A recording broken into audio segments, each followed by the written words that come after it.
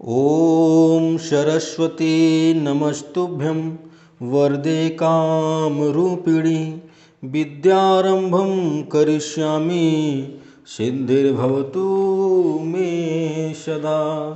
जय हिंद दोस्तों, GK classes में आप सभी लोगों का स्वागत है। सबसे पहले तो आप सभी लोगों को बसंत पंचमी की ढेर सारी शुभकामनाएं। माँ ज्ञानदायिनी माँ सरस्वती आप पर कृपा बनाए रखें, आपका भविष्य उज्जवल हो। जो भी हमारे दोस्त बीएड एंट्रेंस एग्ज़ाम यानी बीएड प्रवेश परीक्षा की तैयारी कर रहे हैं, उनका आज की क्लास में बहुत बहुत स्वागत है। दोस्तों, हम लोग बीजगणित पढ़ रहे हैं और बीजगणित में हम लोगों ने समुच्चय सिद्धांत चैप्टर शुरू किया है। मैंने इससे पहले की 2 क्लासेस में इम्पोर्टेंट क्वेश्चन सॉल्व कराया है। अगर आपने इससे पहले की क्लास नहीं देखी है तो एक बार इस वीडियो का डिस्क्रिप्शन ज़रूर चेक करें। आपको वहाँ पर लिंक मिल जाएगी, आप वहाँ से वीडियो देख सकते हैं। ठीक है, वहाँ से आप प्लेलिस्ट में जा सकते हैं। किनारे में आपको आई टैब दिखेगा, वहाँ पर आप क्लिक करके वीडियो देख सकते हैं, या फिर प्लेलिस्ट में आप जाएंगे, वहाँ पर वीडियोज़ आपको मिल जाएंगी। दोस्तों, अगर आप क्लास से जुड़ चुके हैं तो क्लास को अपने दोस्तों में शेयर कर दीजिए ताकि वो भी क्लास से जुड़ जाएँ। आज मैं कुछ इंपॉर्टेंट क्वेश्चन लेकर आया हूँ समुच्चय सिद्धांत से रिलेटेड, जो आपके एग्जाम में पूछे गए हैं। ठीक है, तो आज की क्लास भी क्वेश्चंस वाली रहेगी। आज की क्लास में भी हम लोग क्वेश्चन सॉल्व करेंगे। ठीक है, तो अगर आपने क्लास ज्वाइन कर लिया है, आपने क्लास देखना स्टार्ट कर दिया है, तो सबसे पहले आपको लाइक कर देना है, उसके बाद अपने दोस्तों में क्लास को शेयर कर देना है। ठीक है, तो चलिए आज की क्लास में भी हम लोग इंपॉर्टेंट क्वेश्चन सॉल्व करेंगे और बहुत ही बढ़िया क्लास होने वाला है, क्योंकि आज की क्लास में हम लोग जो क्वेश्चन करने वाले हैं वो आपके एग्ज़ाम में पूछे गए हैं। ठीक है, तो क्लास को बिल्कुल इग्नोर नहीं करना है, आपको क्लास को लाइक करना है, शेयर करना है। ठीक है, चलो बिना देर के शुरू करते हैं आज की क्लास और बात करते हैं सबसे पहले हम लोग क्वेश्चन नंबर 1 की। क्वेश्चन नंबर 1 में कह रहा है कि यदि दो समुच्चय आपके पास ए और बी इस प्रकार हों, दो समुच्चय ए और बी इस प्रकार हों कि किस प्रकार हैं, एन ए इक्वल टू दिया है 70। एन ए का मतलब है number of element in set ए, यानी समुच्चय ए में अवयवों की संख्या 70 है। एन बी दिया गया है आपको 60, और साथ ही साथ आपको दिया गया है n A union B equal to 110। तब आपको बताना है एन ए इंटरसेक्शन बी क्या होगा। ठीक है, ये आपको बताना है। 4 ऑप्शन दिए गए हैं आपको। ऑप्शन ए है 240, ऑप्शन बी है 50, ऑप्शन सी है 40 और ऑप्शन डी है 20। ठीक है, तो क्वेश्चन कह रहा है कि यदि दो समुच्चय ए और बी इस प्रकार हों कि एन ए बराबर 70, एन बी बराबर 60 और एन ए यूनियन बी बराबर 110, तब ए इंटरसेक्शन बी आपको बताना है। ठीक है, यानी कि समुच्चय ए में 70 एलिमेंट है, समुच्चय बी में 60 एलिमेंट है और ये यूनियन बी में 110 एलिमेंट है, तो आपको ए इंटरसेक्शन बी में बताना है कि कितने एलिमेंट होंगे। आप तब तक क्वेश्चन ट्राई कीजिए, ठीक है, सॉल्व कीजिए और अपना आंसर कमेंट करके बताइए। मैं नेक्स्ट क्वेश्चन लिख देता हूँ। ठीक है, क्वेश्चन नंबर 2 कह रहा है कि यदि समुच्चय ए तथा बी में क्रमशः 3 तथा 6 अवयव हैं, 3 तथा 6 अवयव हैं, तब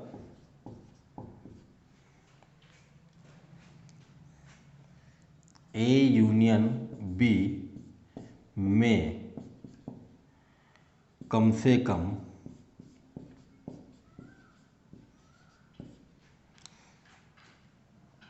अवयवों की संख्या, कम से कम अवयवों की संख्या आपसे पूछी जा रही है। ठीक, ऑप्शन दिए गए हैं। ऑप्शन ए है 3, ऑप्शन बी है 6, ऑप्शन सी है 9 एंड ऑप्शन डी है 18। ठीक है, नेक्स्ट क्वेश्चन लिख रहा हूं मैं। क्वेश्चन नंबर 3 में कह रहा है कि यदि एन यू, यू मतलब सार्वत्रिक समुच्चय, एन यू बराबर 700, एन ए बराबर 200, एन बी बराबर 300 तथा एन ए इंटरसेक्शन बी बराबर 100। तब आपको बताना है कि n A dash intersection B dash क्या होगा। ठीक है, ऑप्शन देख लीजिए। ऑप्शन ए है 400, ऑप्शन बी है 600, ऑप्शन सी है 300 एंड ऑप्शन डी है 200। ठीक है, और नेक्स्ट क्वेश्चन की बात करते हैं। क्वेश्चन नंबर 4 की कह रहा है कि यदि a equal to X Y such that X square equal to Y square equal to 25 और b इक्वल टू दिया है X Y such that X square plus 9y square equal to 144, तब एन ए इंटरसेक्शन बी में बिंदु होंगे। आपको point बताना है। ऑप्शन ए है 1, ऑप्शन बी है 3, ऑप्शन सी है 2 एंड ऑप्शन डी है 4। ठीक है, तो यहाँ पर मैंने 4 प्रश्न लिख दिए हैं। आइए अब इनको हम लोग सॉल्व करते हैं। कुछ क्वेश्चन आपने सॉल्व कर भी लिया होगा। क्वेश्चन नंबर 1 कह रहा है कि यदि दो समुच्चय ए और बी इस प्रकार हों कि एन ए बराबर 70, एन बी बराबर 60 और एन ए यूनियन बी बराबर 110, तो आपसे पूछ रहा है कि एन ए इंटरसेक्शन बी क्या होगा। तो इसके लिए तो मैंने आपको डायरेक्ट फार्मूला बताया था। अगर आपको फार्मूला याद है तो आप इस क्वेश्चन को अब तक कर चुके होंगे। फार्मूला क्या था, यहाँ पर लिख रहा हूँ। ठीक है, यहाँ पर ध्यान से समझिएगा। फार्मूला था n A union B equal to होता है n A plus n B minus n A intersection B. यही फार्मूला होता है। आपको किसका मान बताना है, एन ए इंटरसेक्शन बी का मान बताना है। तो आप एक काम कीजिए, इसको इधर लाएंगे और इसको उधर ले जाइए। तो जब आप इसको इधर लाएंगे तो ये माइनस इधर आके क्या हो जाएगा, प्लस हो जाएगा, और ये जब उधर जाएगा तो माइनस हो जाएगा क्योंकि यहाँ प्लस है। तो यहाँ पर हो जाएगा एन ए इंटरसेक्शन बी और यहाँ हो गया एन ए यूनियन बी। अब इधर देखो सबका मान पता है, आप यहाँ पर मान रख देंगे आपको आंसर मिल जाएगा। एन ए का मान कितना है, एन ए का मान 70 है, रख दिया 70। फिर एन बी का मान 60 है, 60 रख दो। फिर minus n A union B का मान कितना है, 110 है, यहाँ पर 110 रख दिया। 7 6 13 130 माइनस 110 कितना आ गया भाई, 20 आ गया। यानी आपका ऑप्शन नंबर डी करेक्ट हो जाएगा। ठीक, तो ये तो क्वेश्चन डायरेक्ट फार्मूले पे था और मैंने आपको इसका फार्मूला बताया था। ठीक है, तो आई होप आपने कर भी लिया होगा। चलिए नेक्स्ट क्वेश्चन की बात करते हैं। क्वेश्चन नंबर 2 में कह रहा है कि यदि समुच्चय ए और बी में क्रमशः 3 और 6 अवयव हैं। ठीक, समुच्चय ए है, समुच्चय ए में कितने एलिमेंट हैं, 3 एलिमेंट हैं। समुच्चय बी में कितने एलिमेंट हैं, 6 एलिमेंट हैं। आपको बताना है कि ए यूनियन बी में कम से कम कितने अवयव होंगे, कम से कम कितने अवयव होंगे आपको बताना है। तो देखो अभी हमने फार्मूला लिखा था, कौन सा फार्मूला, ये वाला formula, n A union B equal to n A plus n B minus n A intersection B, ये लिखा था हमने। ठीक है, तो एन ए का मान हमें पता है, एन बी का मान हमें पता है। अगर एन ए इंटरसेक्शन बी का मान हमें मिल जाए तो हम लाके यहाँ पर रख देंगे सबका मान, तो हमें एन ए यूनियन बी मिल जाएगा। ठीक, तो हमारा उद्देश्य है एन ए इंटरसेक्शन बी निकालने का। देखो कह रहा है कि ए यूनियन बी में कम से कम अवयवों की संख्या। अगर हम यूनियन की बात करेंगे तो कम से कम बोल रहा है, अगर आप इंटरसेक्शन की बात करेंगे तो अधिक से अधिक बोलेगा। यानी यहाँ पर मिनिमम की बात हो रही है और अगर आप इंटरसेक्शन निकालेंगे तो मैक्सिमम की बात होगी। अगर आपको थोड़ा सा भी आइडिया है एलसीएम और एचसीएफ के बारे में, तो जहाँ पर हम लोग मैक्सिमम वर्ड का यूज करते हैं वहाँ पर हम लोग एचसीएफ निकालते हैं, और जहाँ मिनिमम वर्ड का यूज करते हैं वहाँ पर हम लोग क्या करते हैं, क्या करते हैं, एलसीएम निकालते हैं। ठीक है, तो यहाँ पर हम लोग क्या करने वाले हैं, हम ए इंटरसेक्शन बी की वैल्यू निकालने के लिए 3 और 6 का एचसीएफ निकालेंगे। एचसीएफ का मतलब महत्तम समापवर्तक। ठीक, तो 3 और 6 का अगर आप एचसीएफ निकालोगे तो 3 और 6 का एचसीएफ क्या आएगा, 3 आएगा। भाई 3 और 6 का महत्तम समापवर्तक क्या आएगा, 3 ही आएगा। तो यहाँ पर आपको मिल जाएगा एन ए इंटरसेक्शन बी की वैल्यू, यहाँ पर लिख देता हूँ, यहाँ पर एन ए इंटरसेक्शन बी की वैल्यू आपको मिल जाएगी कितनी, 3। अब सबकी वैल्यू आपको पता है, रख दीजिए। एन ए की वैल्यू 3 है, एन बी की वैल्यू 6 है और इसकी वैल्यू -3 है। -3 से -3 कट गया, कितना आ गया, एन ए यून बी आ गया 6, यानी कि आपका ऑप्शन नंबर बी क्या हो जाएगा, करेक्ट हो जाएगा। फिर से मैं आपको बता दूं, यहाँ पर ए यूनियन बी में आपसे कम से कम अवयवों की संख्या पूछा था, आपको एन ए दिया गया है, एन बी दिया गया है, ए यूनियन बी पूछ रहा था, आपने इन दोनों का क्या निकाल लिया, महत्तम समापवर्तक। इंटरसेक्शन हम निकालेंगे तो हमें 3 मिलेगा और बस लाके फार्मूले में फिट कर दीजिए, आपका आंसर आ गया। अगर आपको इंटरसेक्शन निकालना है तो समझिएगा कि आपको एचसीएफ लेना पड़ेगा।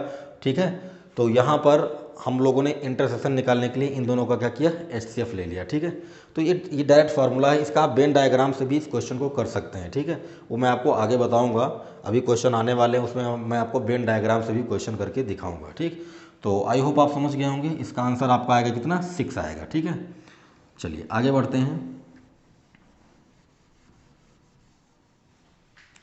क्वेश्चन नंबर 3 की बात करें तो कह रहा है यदि n U equal to 700, n A equal to 200, n B equal to 300, n A intersection equal to 100, तो आपको बताना है n A dash intersection B dash. अब इसका मैंने आपको डी मार्गन फार्मूला बताया था, डी मार्गन नियम है ना, वो क्या होता है, वो मैंने आपको बताया था कि अगर n A dash intersection B dash है तो इसको आप लिख सकते हैं एन ए यूनियन बी का डैश, ये लिख सकते हैं। और ये क्या होगा, ये हो जाएगा आपका n U minus n A union B, ये हो जाएगा। तो बस क्वेश्चन लग गया आपका। आप क्या करो, आप ए यूनियन बी निकाल लो, ए यूनियन बी निकाल लो। तो ए यूनियन बी निकालने के लिए सिंपल आपको कुछ करना ही नहीं है। क्या करना है, ध्यान से देखो, एन ए का मान कितना है, 200 है, 200 रख दिया, प्लस एन बी का मान कितना है, 300 हो गया, एन बी का मान कितना हो गया, 300 हो गया, फिर minus n A intersection B क्या है, 100 है। भाई फार्मूला अभी मैंने आपको फार्मूला बताया ना, एन ए यूनियन बी बराबर n A plus n B minus n A intersection B. तो 3 और 2 5, 5 में से 100 निकल गया, कितना आया, 400 आया। यानी एन ए यूनियन बी का मान कितना मिला, 400 मिला। बस कुछ नहीं करना है, एन यू में से 400 को घटा दो, एन यू का मान कितना है, 700 है, कितना है, 700 है, 700 में से 400 को घटाओगे कितना आ जाएगा भाई, 300 आ जाएगा। यानी आपका राइट आंसर हो गया ऑप्शन सी। एक बार फिर से बता दूं, n A dash intersection B dash जो होता है वो एन ए यूनियन बी का होल डैश, यानी आप चाहे ए और बी का पहले पूरक समुच्चय निकाल के इंटरसेक्शन निकालें, या इन दोनों का आप क्या करो, यूनियन निकाल के पूरक समुच्चय निकाल लो, दोनों की वैल्यू बराबर होती है। डी मार्गन नियम में मैंने फार्मूला आपको बताया था। फिर इसकी वैल्यू क्या होगी भाई, पूरक समुच्चय निकालने के लिए, जैसे मान लो आपके पास समुच्चय ए है, अभी समुच्चय ए का अगर आप पूरक समुच्चय निकाल रहे हो यानी ए डैश निकाल रहे हो, तो आप क्या करते हो, सार्वत्रिक समुच्चय में से आप उस समुच्चय को माइनस करते हो। ये सब मैंने आपको बताया, पूरा कॉन्सेप्ट मैंने आपको समझाया है। अगर आपने पहली क्लास से वीडियो देखी है, पहले क्लास से आपने जितने भी लेक्चर मैंने अपलोड किया सब देखा है आपने, तो कोई भी कन्फ्यूजन आपके दिमाग में नहीं होगा। ठीक है, तो हमको क्या करना था, हमको कुल मिला के यहाँ पर क्या करना था, हमको ए यूनियन बी का पूरक समुच्चय निकालना था। तो हमने यू में से ए यूनियन बी को घटा दिया, ए यूनियन बी हमको यहाँ इस फार्मूले से मिलेगा, 400 मिला, और एन यू का मान हमको 700 दिया था, तो हमने रख दिया और घटा लिया, हमको क्या मिल गया, आंसर मिल गया। ठीक है, तो इस तरह से इस क्वेश्चन को करना था। चलिए नेक्स्ट क्वेश्चन की बात करते हैं। मैं सोल्यूशन मिटा दिया कर रहा हूँ क्योंकि बहुत ज़्यादा कंजस्टेड हो रहा है यहाँ पर। ठीक है, अपनी कॉपी में सोल्यूशन लिखते चलें जो मैं आपको समझा रहा हूँ। नेक्स्ट क्वेश्चन की बात करते हैं, क्वेश्चन नंबर 4 कह रहा है यदि a equal to X Y such that X square plus Y square equal to 25 and b equal to X Y such that X square plus 9 Y square equal to 144, तब N A intersection b में बिंदु होंगे। मतलब a और b के intersection में कितने point आएंगे ये आपको बताना है। तो आपको अगर थोड़ा सा भी ज्योमेट्री का नॉलेज है, अगर आपने थोड़ा सा भी कॉनिक सेक्शन पढ़ा है क्लास 11th मैथमेटिक्स में, जिसमें हम लोग सर्कल पढ़ते थे यानी वृत्त पढ़ते थे, दीर्घवृत्त पढ़ते थे, परवलय पढ़ते थे, अति परवलय पढ़ते थे। अगर आपको थोड़ा सा भी याद है तो ये क्वेश्चन आपसे आराम से हो जाएगा, अदरवाइज आप परेशान हो जाओगे। आप इसको ध्यान से देखो, ध्यान से देखो, ये क्या कर रहा है, ये एक सर्कल को शो कर रहा है। X square plus Y square equal to क्या 25 है। 25 को हम 5 का स्क्वायर लिख सकते हैं, ठीक। ये एक वृत्त को प्रदर्शित कर रहा है और एक ऐसा वृत्त है जिसकी त्रिज्या 5 है, जिसकी त्रिज्या क्या है 5 है और इसका केंद्र क्या है 0 0 है। केंद्र क्या है 0 0 है। इसको थोड़ा ध्यान से देखिए, लिखा है X square plus 9 Y square equal to 144। एक काम करो, दोनों तरफ 144 से डिवाइड कर दो। दोनों तरफ 144 से डिवाइड करोगे तो यहाँ पर ऐसे हो जाएगा, ये कैंसिल हो गया, यहाँ 1 हो गया और ये आपका आ गया एक्स स्क्वायर अपॉन 144 प्लस 9 से काटोगे तो वाई स्क्वायर अपॉन कितना, ये हो गया आपका 16 है ना, इक्वल टू कितना 1, ये आ गया। अब ध्यान से देखो तो ये क्या है, ये एक दीर्घवृत्त है, ये एक दीर्घवृत्त है और ये क्या है एक वृत्त है। तो अगर आप एक सर्कल बनाते हो और अगर आप एक दीर्घवृत्त बनाते हो तो ये दोनों एक दूसरे को कितने पॉइंट पर कट करेंगे, जितने पॉइंट पर कट करेंगे वही उसका इंटरसेक्शन हो गया। भाई जो दोनों में हो, जो पॉइंट दोनों में हो वही इंटरसेक्शन में आएगा। ये आपका क्या है, ये आपका बी वाला समुच्चय है, ये आपका क्या है बी वाला समुच्चय है और ये क्या है, ये आपका ए वाला समुच्चय है। तो समुच्चय ए और समुच्चय बी का आपको क्या करना है, इंटरसेक्शन निकालना है। तो हमने क्या किया, हमने दोनों का ग्राफ बना लिया, ऐसे एक सर्कल हो गया। ये क्या है, ये आपका है वृत्त, ये आपका क्या है वृत्त, मतलब समुच्चय ए है और ये आपका है दीर्घवृत्त यानी समुच्चय बी, ठीक है। ये हमने ग्राफ से इसके समझ लिया, ठीक है, फिगर बना के हमने समझ लिया। अब हमें बताना है कि ए और बी में इंटरसेक्शन पॉइंट क्या है। इंटरसेक्शन का मतलब जो दोनों में हो। तो ये आपने वृत्त खींचा, ये आपने दीर्घवृत्त खींचा। अब आप देखो इन दोनों में कितने कॉमन पॉइंट है। तो सिंपली आपको दिख रहा होगा, एक पॉइंट यहाँ पर है, एक पॉइंट यहाँ पर है, एक पॉइंट यहाँ पर है, एक पॉइंट यहाँ पर है। यानी एक वृत्त और एक दीर्घवृत्त को हमने जब इस तरह से खींचा तो हमें कितने कॉमन पॉइंट मिलेंगे, 4 पॉइंट मिलेंगे। यानी आपका ऑप्शन डी करेक्ट हो जाएगा, ठीक है। मैं आशा करता हूँ कि आपको ये क्वेश्चन समझ में आया होगा। बहुत ही अच्छा क्वेश्चन था, बहुत ही अच्छा क्वेश्चन था, ठीक है। तो एक बार आप स्क्रीनशॉट ले सकते हैं, ठीक है। उसके बाद हम लोग आगे बढ़ते हैं।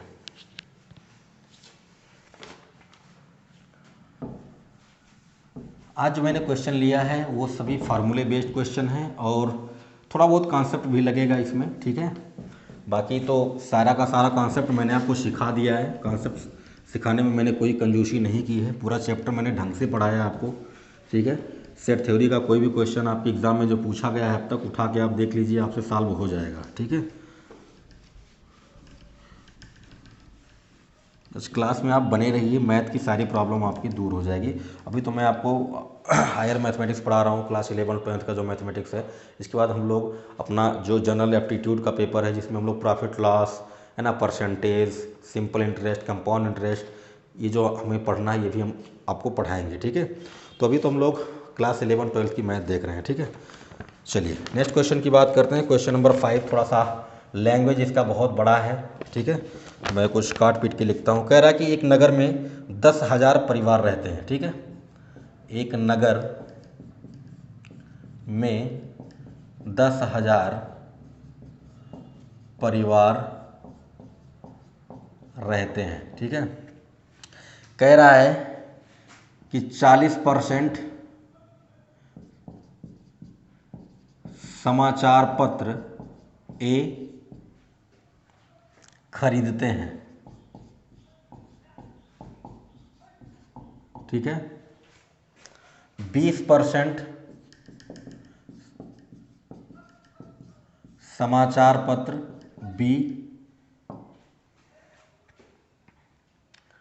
10%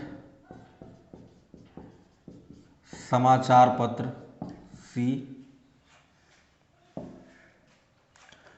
5% ए तथा बी,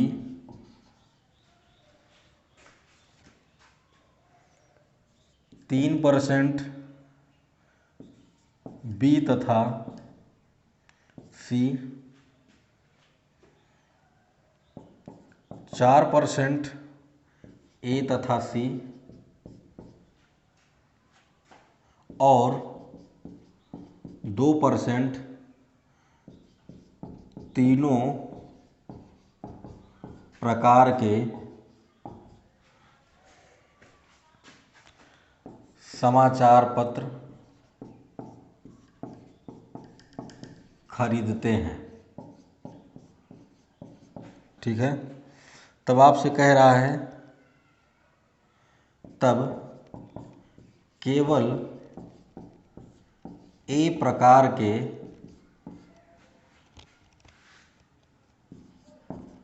समाचार पत्र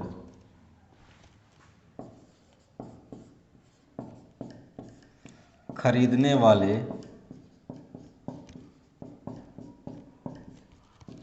परिवारों की संख्या, ठीक है।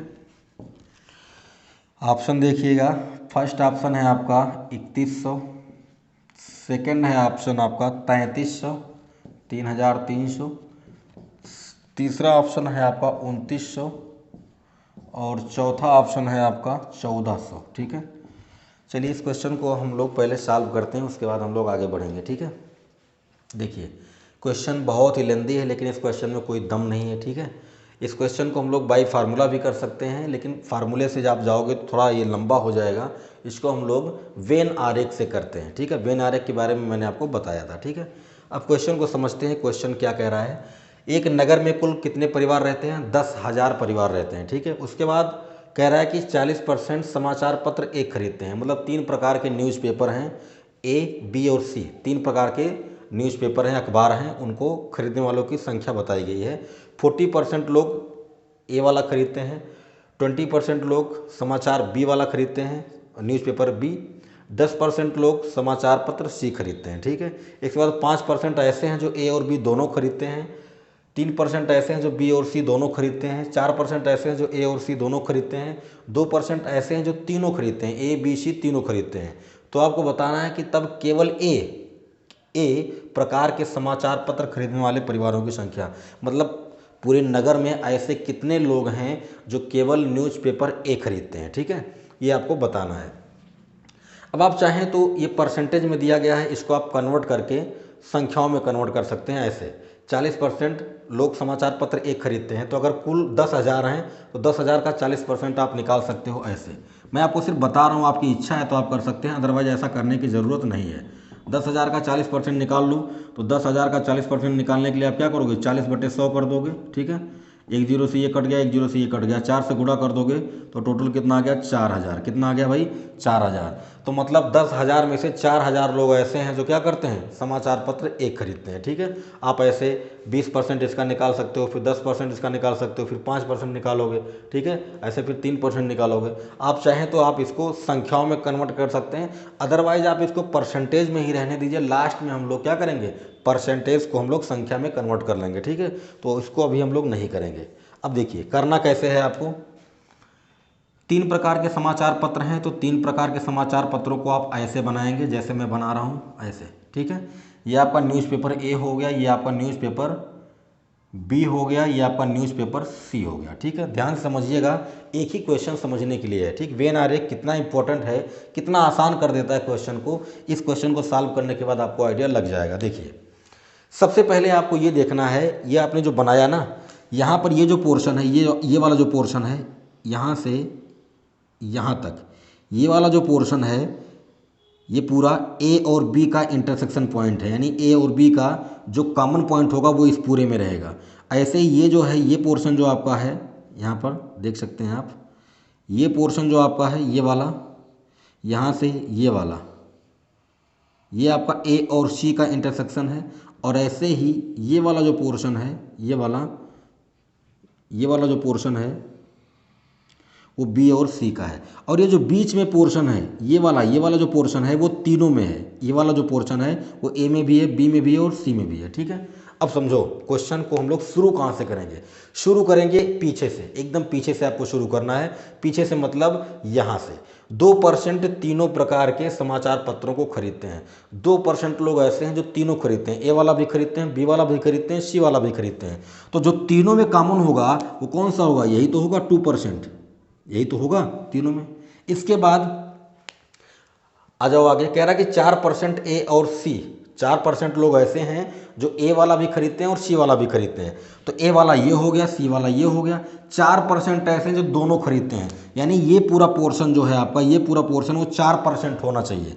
मतलब यहाँ से लेकर, समझो बात को, यहाँ से लेकर यहाँ तक पूरा आपका क्या होना चाहिए, 4% होना चाहिए। तो 2% तो पहले से इसमें शामिल है, इसका मतलब ये कितना होगा, ये 2% होगा। बात समझ में आई। 4% ऐसे हैं जो ए और सी दोनों वाला खरीदते हैं। तो ए और सी का कॉमन पॉइंट आपका ये पूरा कॉमन एरिया ये पूरा हो गया, और ये पूरे में 2% पहले से आपने कर दिया है, तो बचा कितना, 2%। ये हो गया पूरा, यानी यहाँ से ये वाला जो पोर्शन होगा आपका, ये वाला पोर्शन वो 2% होगा, बाकी ये वाला 2% है, और पूरा मिला के आपका कितना हो गया, 4% हो गया। ठीक, ऐसे ही आगे बढ़ो। 3% ऐसे हैं जो बी और सी खरीदते हैं, 3% ऐसे हैं जो बी और सी खरीदते हैं। तो बी वाला पोर्शन ये, सी ए, यानी बी और सी का पूरा ये हो गया, बी और सी का पूरा कॉमन एरिया ये हो गया। तो इसमें 2% पहले से है, कितना चाहिए, 3%, यानी ये कितना होगा, ये हो गया आपका 1%। कितना हो गया भाई, 1% हो गया। बात समझ में आई। ओके, फिर आगे बढ़ते हैं। कह रहा है कि 5% ए और बी खरीदते हैं। तो ए और बी का कॉमन एरिया जो है वो आपका ये पूरा है, ये पूरा है। इसमें 2% पहले से हो गया, तो ये कितना होगा, ये होगा आपका 3%, ताकि मिल के पूरा कितना हो जाए, 5% हो जाए।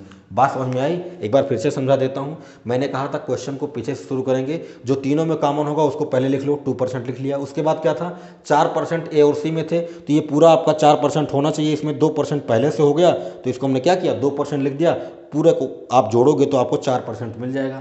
इसके बाद आपका 3% बी और सी था, बी और सी 3% था, 2% पहले से, 1% ये हो गया, मिला के पूरा ये कितना हो गया, 3%। जो कॉमन एरिया होगा, इंटरसेक्शन पॉइंट वही तो, इंटरसेक्शन एरिया वही तो होगा। तो बी और सी का इंटरसेक्शन आपका ये पूरा है। तो 2% पहले से था, 1% और कर दिया, 3% हो गया। आगे बढ़ो। 5% ए और बी लेते हैं, तो ए और बी का जो इंटरसेक्शन एरिया है वो ये हो गया। इसमें 2% पहले से है, तो 3% और कर दोगे, ये पूरा मिला के ये 5 हो गया। तो ये पूरा 5 हो गया, ये 4 हो गया, ये 3 हो गया। ठीक, आगे बढ़ते हैं। कह रहा है कि 10% समाचार पत्र सी लेते हैं। जो सी वाले हैं वो कितना है, 10%। यानी कुछ परिवार ऐसे हैं, 10% परिवार ऐसे हैं जो सी वाला केवल लेते हैं। तो आप देख लो ध्यान से कि ये पूरा आपका सी है, ये पूरा आपका सी है। ठीक है, इस पूरे में 2, 2, 4, 1, 5% तो यही हो गया। तो ये वाला जो पूरा बचा, ये कितना बचा, ये 5% ही तो बचा भाई। सी वाले पूरा कितना है, 10% है, तो ये आपका पूरा कितना हो जाएगा, ये पूरा आपका हो जाएगा 10%। 10% में 2, 2, 4, 1, 5% तो यही हो गया। बचा कितना, 5%। तो ये जो एरिया बच रहा है ये कितना होगा, 5% होगा। ठीक, आगे बढ़ते हैं। 20% समाचार पत्र बी वाले हैं। तो बी आपका ये पूरा है, बी आपका ये पूरा है। इस बी में कितना होना चाहिए, 20%। तो 3, 2, 5, 1, 6% तो यही हो गया। तो ये पूरा कितना होगा, ये 14 होगा, तभी तो पूरा मिला के 20 होगा।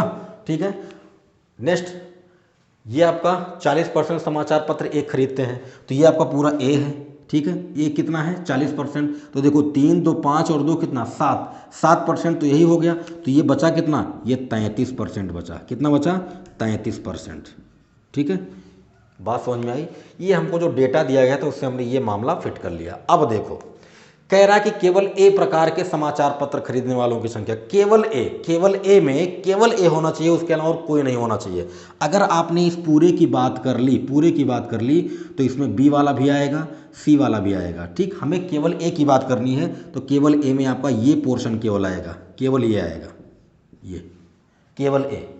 केवल बी की बात करता तो ये वाला केवल आता, ये वाला, और केवल सी की बात करता तो केवल ये वाला आता। ठीक, तो ऐसे कितने परसेंट लोग हैं जो केवल ए खरीदते हैं, 33%। ठीक, कितने हैं, 33% हैं। कुल कितने थे, 10,000। 10,000 का 33% निकाल लो, आंसर आपका आ गया। मैं आपको समझा रहा था इसलिए इतना टाइम लगा, बाकी आप करके देखेंगे क्वेश्चन बहुत ही आसानी से लग जाएगा, 1 मिनट भी आपको नहीं लगेगा। ठीक, 33/100। ठीक है, ये से 2 जीरो से 2 जीरो कट गया, 33 से 100 में गुणा करोगे कितना आएगा, 3300 आएगा। यानी कि 3300, 10,000 में से 3,300 परिवार ऐसे होंगे जो केवल ए वाला खरीदेंगे, यानी ऑप्शन बी आपका करेक्ट है। ठीक है, अगर सी की केवल बात करता तो 5% है, 10,000 का 5% निकाल लेते। अगर केवल बी वाले की बात करता तो 10,000 का 14% निकाल लेते। ठीक, अगर केवल की बात करेगा तो उसमें केवल ए होना चाहिए, पूरे को नहीं ले सकते, क्योंकि इसमें बी वाला भी है, इसमें सी वाला भी है। ठीक है, तो इस तरह से ये क्वेश्चन सॉल्व होता है और मैं आशा करता हूँ कि आपको समझ में आया होगा, क्योंकि मैंने पूरा टाइम लिया इस क्वेश्चन को समझाने में। तो एक बार आप स्क्रीनशॉट ले लीजिए, उसके बाद हम लोग आगे बढ़ते हैं।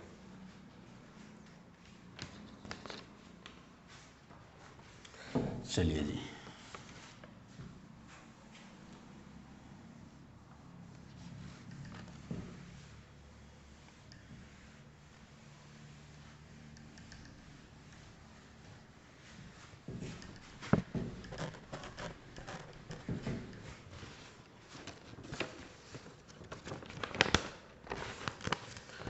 क्वेश्चन नंबर 6 कह रहा है कि एक शहर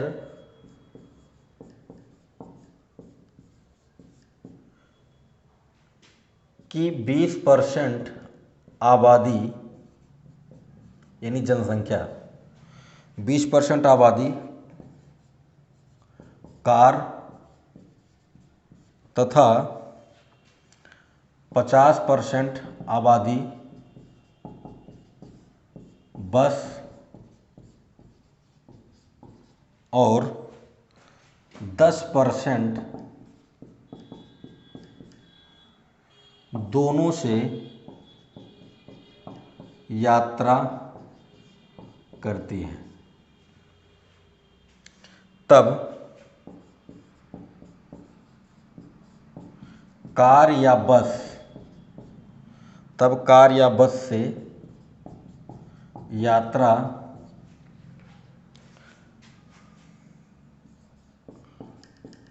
करने वाली आबादी है। ठीक है, तो ऑप्शन ए है आपका 80%, ऑप्शन बी है आपका 40%, ऑप्शन सी है आपका 60% एंड ऑप्शन डी है आपका 70%। ठीक है, क्वेश्चन को आप करें, तब तक मैं नेक्स्ट क्वेश्चन लिख देता हूँ। क्वेश्चन नंबर 7 यहाँ पर लिखता हूँ। क्वेश्चन नंबर 7, एक कक्षा में 55 विद्यार्थी हैं,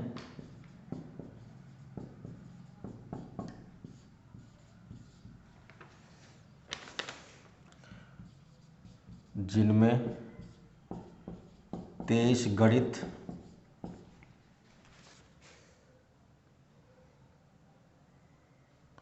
24 भौतिक,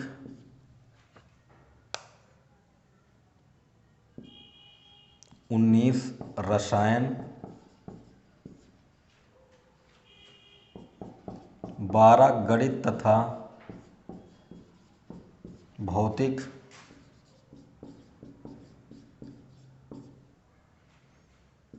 9 गणित तथा रसायन, 7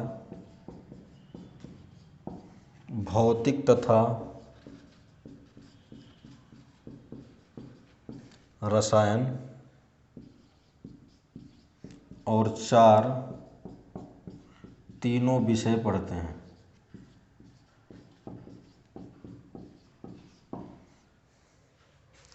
तब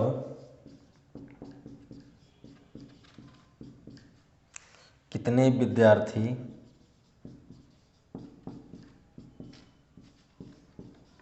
ठीक ठीक एक विषय पढ़ते हैं?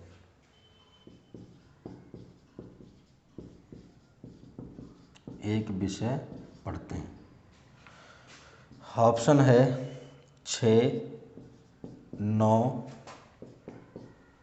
7 सभी। ठीक है, तो ये क्वेश्चन नंबर 6 और 7 मैंने लिख दिया है, और अगर आपने लगाना शुरू किया होगा तो शायद आपका आंसर आ भी गया होगा। ठीक है, अगर आपका आंसर आ गया तो कमेंट करके बताएं। कह रहा है कि एक शहर की 20% आबादी कार और 50% आबादी बस और 10% दोनों से यात्रा करती है।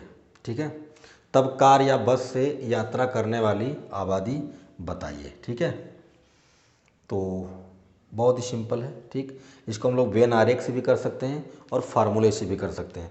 पहले आपको मैं वेन आरेख से करके दिखाता हूँ। ठीक है, तो कार और बस है ना, दो प्रकार के आपके पास साधन हैं। तो ये हो गया, एक हो गया कार और ये हो गया बस। ठीक है, देखिए हम लोग क्या करते हैं, हम लोग जब वेन आरेख का प्रयोग करते हैं तो हम लोग क्वेश्चन को सॉल्व करना जब शुरू करते हैं तो पीछे से करते हैं। ठीक, तो पीछे से कहाँ से करेंगे, यहाँ से 10% दोनों से यात्रा करते हैं। मतलब इन दोनों का जो उभयनिष्ठ होगा, जो इंटरसेक्शन होगा वो ये होगा, और ये कितने हैं, ये 10% है। कितने हैं, 10%। ठीक है, यानी ये जो है आपका, ये जो है ये कार और बस का, यानी सी इंटरसेक्शन बी, ये वाला पोर्शन है। ठीक, और ये कितना है, 10% है। ठीक है, चलिए अब आगे बढ़ें तो आगे क्या कह रहा है, 50% आबादी बस से, बस वाले ये हैं। मतलब पूरा कितना, 50% होना चाहिए, लेकिन उसमें से 10% तो पहले से हो गया, तो ये वाला जो पोर्शन बच रहा है वो कितना बच रहा है, 40% बच रहा है। कितना बच रहा है, 40%, तभी तो पूरा जोड़ के 50 होगा। जैसे ही आपने इंटरसेक्शन वाला यानी बीच वाला भाग जैसे आपने लिखा, आपका आंसर आना शुरू हो जाता है। ठीक, तो बीच का ये भाग हो गया 10%, तो बचा कितना, 40%, ये हो गया, पूरा जोड़ के कितना आ गया, 50%। 20% आबादी कार से यात्रा करती है, यानी ये पूरा कार वाला पोर्शन हो गया, और कार में 10% पहले से है, तो ये कितना हो गया भैया, 10% हो गया। कितना हो गया, 10% हो गया। ठीक, अब कह रहा है कि कार या बस से यात्रा करने वाली आबादी बताइए। ठीक, कार से भी कर सकती है यात्रा और बस से भी कर सकती है यात्रा। ठीक, तो जब भी क्वेश्चन में या शब्द लिखे, या, अथवा, है ना, या अंग्रेजी में ओ आर का प्रयोग किया जाए, तो समझ लेना वहाँ पर यूनियन की बात हो रही है। किसकी बात हो रही है, यूनियन की बात हो रही है। और जब भी क्वेश्चन में और का इस्तेमाल हो, और तथा, है ना, इसका इस्तेमाल हो, या अंग्रेजी में एंड का इस्तेमाल हो, तब समझ लेना इंटरसेक्शन की बात हो रही है। ठीक, तो यहाँ पर कार या बस, मतलब कार से भी यात्रा कर सकते हैं या बस से भी यात्रा कर सकते हैं, दोनों की बात हो रही है, कार से करें या बस से करें। तो पहले कार से करवा लेते हैं। तो कार से कितने हो गए, कार से कितने हो गए, 10%, बस से कितने हो गए, 40%। नहीं, ये जो 10% है ना, ये केवल कार से है। 10% कितना है, केवल कार से, और 40% कितना है, 40% क्या है, केवल बस से। ये 10% केवल कार वाले हैं, ये 40% केवल बस वाले हैं, तो दोनों मिला के 50% हो गए। कुछ लोग ऐसे भी होंगे जो कार और बस दोनों से यात्रा करते होंगे, कितने हैं, 10%। मतलब जब बीच में या आ जाए, जब आपने वेन आरेख कंप्लीट कर लिया, वेन आरेख हमने क्या किया, कंप्लीट कर लिया, उसके बाद क्वेश्चन में या आया है तो सबको जोड़ लेना है। तो 40, 10, 50, 10, 60, आपका आंसर सी करेक्ट हो गया। क्वेश्चन में या आया है, कुछ नहीं करना है, कह रहा है कार से करे या बस से करे, तो कार से करे या बस से करे या दोनों से करे, सीधी सी बात है भाई। कार हो, केवल कार हो, या केवल बस हो, या दोनों हो, तो सबको जोड़ लो, आ गया आपका 60%। ठीक है, अब इसी को हम लोग फार्मूले से भी कर सकते थे। फार्मूला कैसे लगाते, सिंपल सा कॉन्सेप्ट था। देखो ये बेनारेख वाला आप नोट कर लें। ठीक है, अब देखो कैसे करते हैं हम लोग, फार्मूले से। हमको यूनियन निकालना है, हमें क्या दिया है, 20% कार वाले हैं, यानी हमें एन सी की वैल्यू दिया है 20%। ठीक है ना, सी मतलब कार।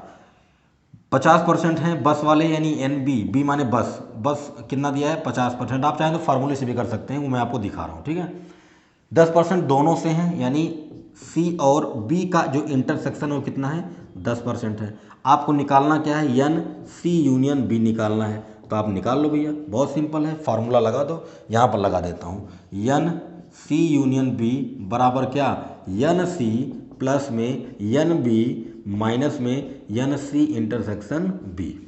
मान रख दो, एन सी का मान 20, एन बी का मान 50, सी इंटरसेक्शन बी का मान 10, 50, 20, 70 माइनस 10 कितना आ गया, 60%। आपने फार्मूले से किया तब भी आपको आंसर मिला, आपने बेन आरेख से किया तब भी आपको वही आंसर मिला। ठीक है, तो बहुत ही अच्छा क्वेश्चन था। ठीक है, ये क्वेश्चन आपके एग्जाम में पूछा गया है, तो आप स्क्रीनशॉट ले सकते हैं। उसके बाद हम लोग क्वेश्चन नंबर 7 सॉल्व करेंगे। ठीक है,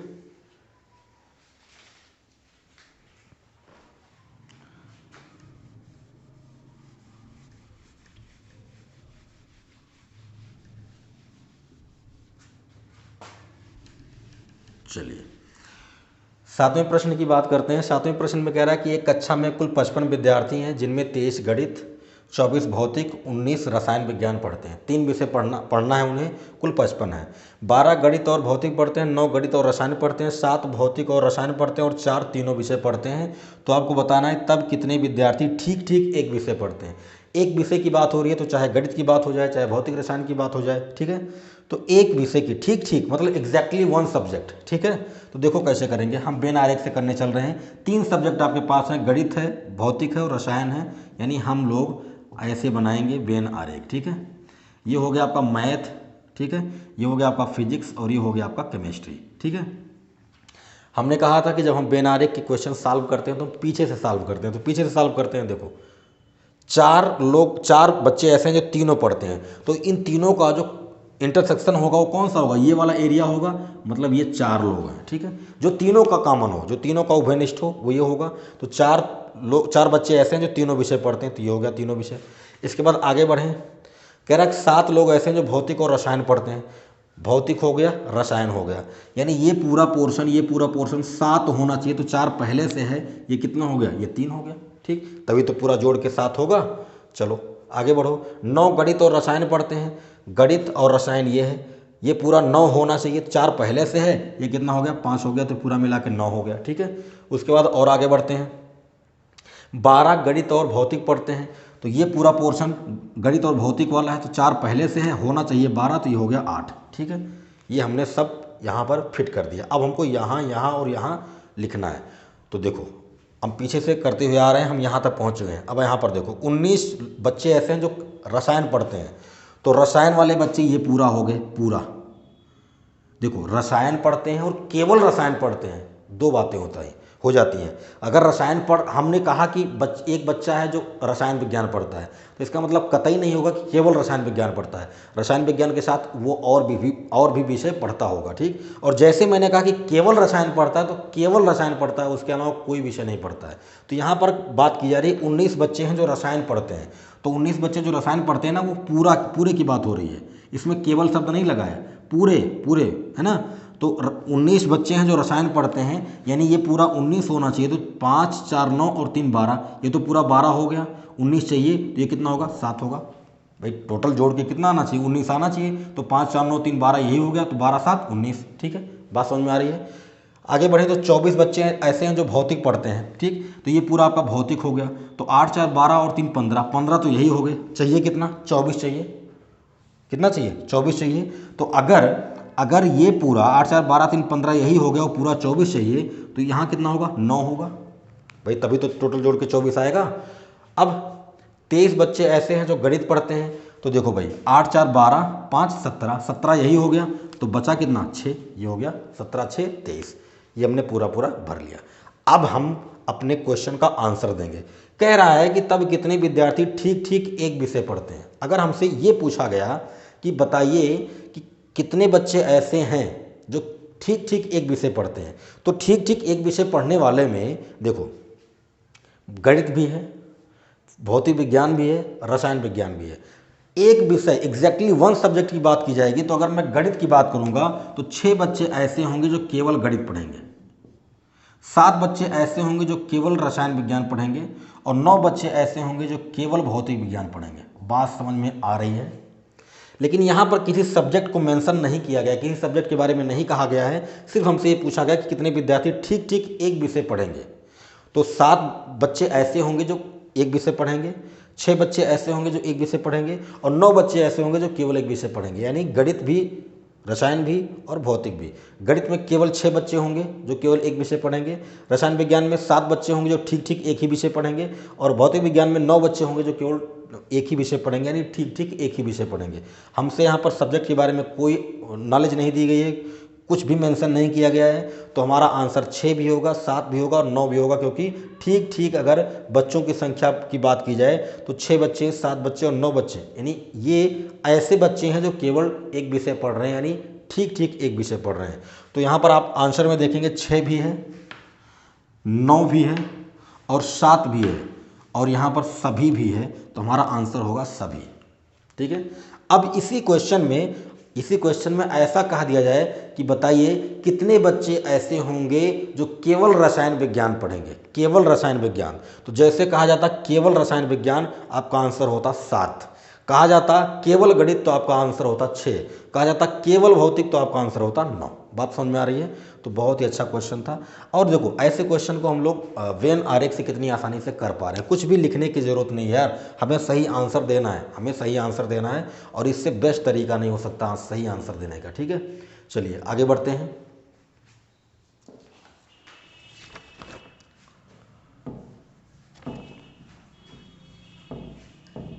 ऐसे क्वेश्चन आ जाते हैं, लंबे लंबे लिखे रहते हैं और आप देख के घबरा जाते हैं कि इसका आंसर कैसे दें। ये बहुत ही सटीक तरीका है, इस तरीके से कभी भी आपका आंसर गलत नहीं होगा। ठीक है, तो 7 क्वेश्चन हम लोग कर चुके हैं। चलिए क्वेश्चन नंबर 8 की बात करते हैं। क्वेश्चन नंबर 8 में लिखा है कि यदि ए, बी तथा सी 3 समुच्चय हों तब A minus B union C होगा। ठीक है, ऑप्शन देखिए। फर्स्ट ऑप्शन है आपका A minus B union A minus C. Second option है आपका A minus B intersection A minus C.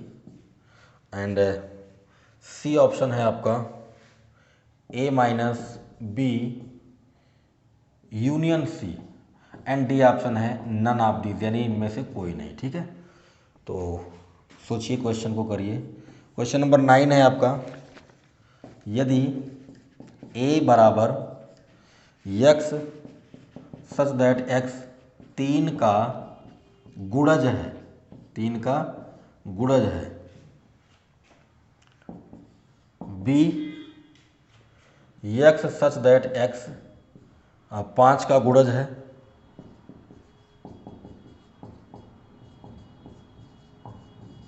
ठीक है, तब ए माइनस बी होगा। ऑप्शन है, फर्स्ट ऑप्शन है आपका A dash intersection B dash B.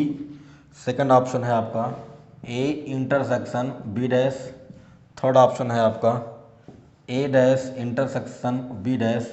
And D option है आपका ए इंटरसेक्शन बी का होल डैश। ठीक है, क्वेश्चन नंबर 10 की बात करें तो क्वेश्चन नंबर 10 कह रहा है, यदि ए, बी तथा सी आरिक्त समुच्चय हों, आरिक्त समुच्चय हों, तब आरिक्त का मतलब खाली ना हो, कोई ना कोई एलिमेंट उसमें हो, तब हमसे पूछ रहा है कि A minus B union B minus ए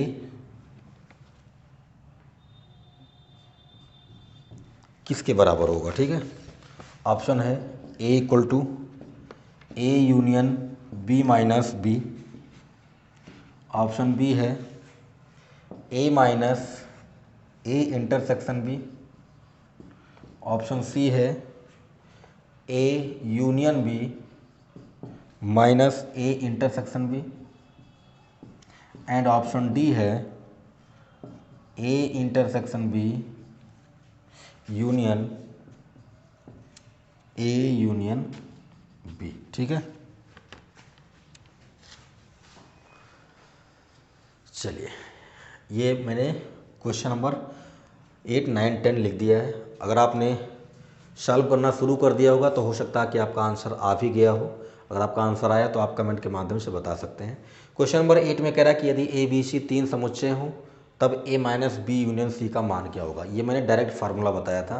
अगर आपने क्लास देखा था जिसमें मैंने फार्मूला बताया था तो आपको इस क्वेश्चन का आंसर डायरेक्ट याद होगा। ठीक है, अगर आपने क्लास नहीं देखा है तो फिर भाई इसके लिए आप क्या करोगे, आप ए बी सी 3 समुच्चय मानोगे, उसके बाद इसका मान निकालोगे, फिर इनमें से आप सबका मान निकालना शुरू करोगे। ठीक, तो बहुत ज़्यादा दिक्कत हो जाएगी। ठीक, तो कुछ फार्मूले मैंने आपको बताया था, उसको आप डायरेक्ट याद कर सकते हैं। ठीक, तो A minus B union C जो होता है वो होता है A minus B intersection A minus C.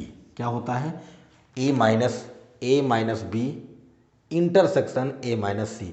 ये जो यूनियन होता है ना, ये पलट के इंटरसेक्शन बन जाता है। बाकी इसी ए में से बी को घटा देना है, इसी ए में से सी को घटा देना है। अगर यहाँ पर इंटरसेक्शन होता तो ये पलट के यूनियन बन जाता, तो यहाँ पर यूनियन हो जाता, यानी ये वाला है ना, ये वाला हो जाता।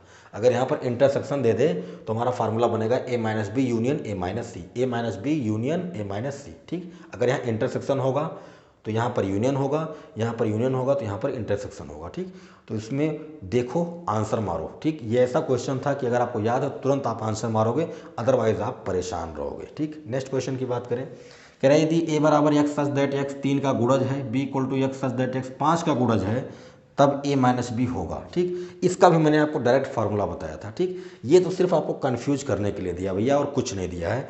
ए माइनस बी को हम लोग क्या लिखते हैं? ए माइनस बी अगर है, मैंने आपको बताया था, उसी क्लास में बताया था जिस क्लास में मैंने फार्मूला बताया था। ए माइनस बी को हम लिखते हैं ए इंटरसेक्शन बी डैश, और अगर बी माइनस ए हो तो इसको लिखते हैं ए डैश इंटरसेक्शन बी।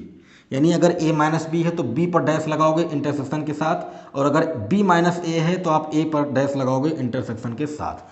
तो आपका आंसर क्या होना चाहिए? ए माइनस बी किसके इक्वल होगा?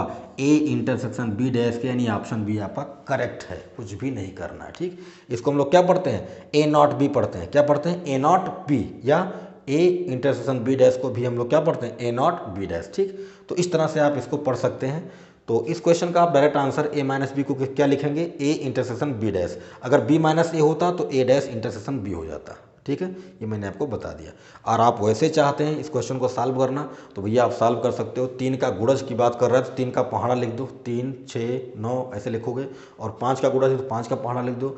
फिर आपको क्या करना है? ए में से बी को घटा देना है। ए में से बी को घटाएंगे, जो भी आपका आंसर आएगा फिर आप इनको आप चेक करते हुए जाओगे। ठीक, तो अगर आपके पास दूसरा तरीका है तो आप उसको अप्लाई कर सकते हैं। ठीक है, लेकिन सबसे फास्टेस्ट तरीका यही है कि अगर आपको इसका डायरेक्ट मान पता है कि इसको हम क्या लिख सकते हैं तो आप आंसर दे सकते हो। मैं बता दूं, अगर आप दूसरा तरीका लगाना चाहते हैं, अगर आप इसकी हेल्प से इस क्वेश्चन को सॉल्व करना चाहते हैं तो आपको करना क्या होगा मैं बता देता हूँ।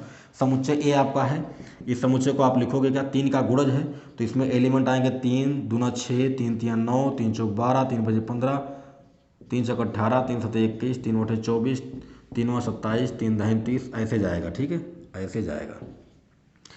समुच्चय बी है, 5 का गुणज है तो इसको आप करोगे 5 10 15 20 25 30, ऐसे डैश डैश जाएगा। ठीक है, अब आपको क्या करना है? ए माइनस बी करना, तो ए में से बी को आप घटाओगे। ठीक है, घटा लो। 3 तो इसमें है नहीं, 3 हो गया, 6 हो गया, 9 हो गया।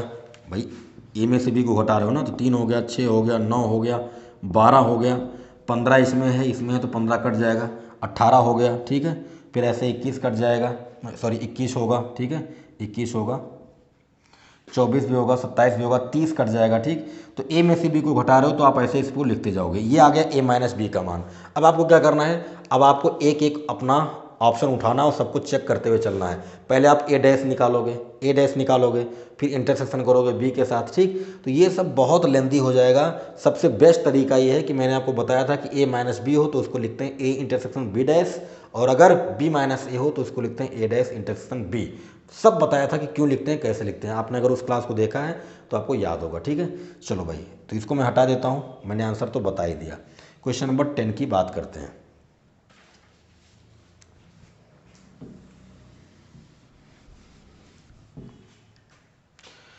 कह रहा है कि यदि ए बी सी आरिक्त समुच्चय हो, आरिक्त का मतलब रिक्त ना हो, मतलब समुच्चय खाली नहीं है, कोई ना कोई एलिमेंट है, तो आपको बताना है कि A minus B union B minus A क्या होगा। ठीक, ये तो सिमेट्रिक डिफरेंस है, मैंने आपको बताया था, है ना।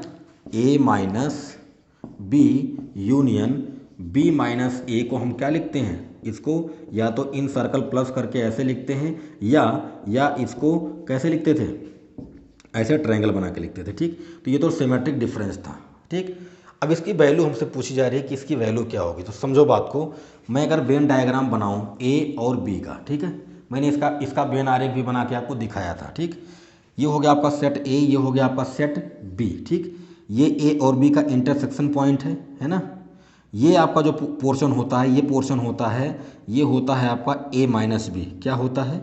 A minus B. और जो ये पोर्शन होता है ये होता है बी माइनस ए। बेन आरेख वाले लेक्चर में, बेन आरेख वाले क्लास में मैंने आपको बताया था, ये ए माइनस बी होता है और ये बी माइनस ए होता है। तो ए माइनस कहाँ गया? ए माइनस बी मिल गया, बी माइनस ए मिल गया। ए माइनस बी यानी ये वाला पोर्शन, ये वाला पोर्शन, और बी माइनस ए मतलब ये वाला पोर्शन। इन दोनों का आपको यूनियन लेना है, मतलब इन दोनों को आपको मिलाना है। तो इन दोनों को मिलाने के लिए आपको क्या करना पड़ेगा? इस बीच वाले को हटाना पड़ेगा। इस बीच वाले को क्या करना पड़ेगा? हटाना पड़ेगा, क्योंकि ये डिस्टर्ब कर रहा है। भाई इसको मिलाना है इसके साथ। यूनियन मतलब क्या होता है? मिक्सअप करना, मिलाना। तो अगर इसको आप इसके साथ मिला रहे हो तो इसको आप हटाओगे, तो अब आप देखो ए माइनस बी और बी माइनस ए को मिलाना है, ठीक है। तो मिलाने के लिए आप क्या करोगे? सीधी सी बात है कि अगर हम इस पूरे का, ए का और बी का, इन दोनों का हम यूनियन ले लेते हैं। यूनियन मतलब दोनों को मिला लो। हमारा उद्देश्य क्या है? ये हमारा ए माइनस बी है, हमारा बी माइनस ए है। इनका अगर हमें यूनियन लेना है तो हमें इसको हटाना पड़ेगा, इसको हटाना पड़ेगा। इसको हटाने का सबसे आसान तरीका ये है कि सबको मिला लो और उसमें से इसको आप माइनस कर दो, ठीक। तो हमने क्या किया? हमने ए और बी का यूनियन ले लिया। हमने क्या किया? ए और बी का यूनियन ले लिया, पूरा पूरा पूरा ले लिया हमने, पूरा। और इस पूरे में से ये जो भाग है ये इंटरसेक्शन है। ये क्या है? ए इंटरसेक्शन बी है। हमने इस पूरे में से ए इंटरसेक्शन बी को क्या किया? घटा दिया। तो हमारा रिजल्ट आ जाएगा, ठीक है, हमारा रिजल्ट आ जाएगा। बात समझ में आई? तो ये पूरा आपका ए यूनियन बी था, उसमें से हमने ए इंटरसेक्शन बी को घटा दिया, ये इसके बराबर आएगा। तो A union B minus A intersection B होगा, यानी आपका ऑप्शन नंबर सी करेक्ट हो जाएगा, ठीक है। तो इस तरह से ये क्वेश्चन नंबर 10 का आंसर आपको सी मिलेगा। तो आई होप आपको समझ में आ गया होगा कि क्वेश्चन नंबर 10 हम लोग कैसे सॉल्व किए, या क्वेश्चन नंबर 9 कैसे था, क्वेश्चन नंबर 8 कैसे था। इसमें आपको ज़्यादा कैलकुलेशन नहीं करना है, आपको बस बेसिक फार्मूले अगर आपको याद हैं तो आप इनके आंसर आसानी से दे सकते हैं, ठीक है। तो दोस्तों आज की क्लास को हम लोग यहीं पर रोकते हैं। आशा करता हूँ कि आपको आज की क्लास में बहुत ही मज़ा आया होगा। आपको क्लास कैसा लगा कमेंट करके ज़रूर बताएं, क्योंकि आपके कमेंट से हमें मोटिवेशन मिलती है और वीडियोस बनाने की। अगर आपने पहली बार क्लास को देखा है, अगर आप पहली बार चैनल पर जुड़े हैं तो चैनल को सब्सक्राइब कर दीजिए, बेल आइकन को प्रेस कर दीजिए, ऑल पर क्लिक कर दीजिए, ताकि ऐसे ही क्लासेस आपको मिलते रहें, ठीक है। आपकी हिंदी की क्लास चल ही रही है, आपकी जीके जीएस की क्लास चल ही रही है, जल्दी मैं साइंस की क्लास लेकर आने वाला हूँ, ठीक है। दोस्तों अगर आपको क्लास पसंद आया है तो आप क्लास अपने दोस्तों के साथ शेयर भी कर सकते हैं, ताकि उनका भी फ़ायदा हो जाए और हमारे साथ वो जुड़ भी सकें, ठीक है। तो चलिए मिलते हैं अगली क्लास में, अपना ख्याल रखें। जय हिंद।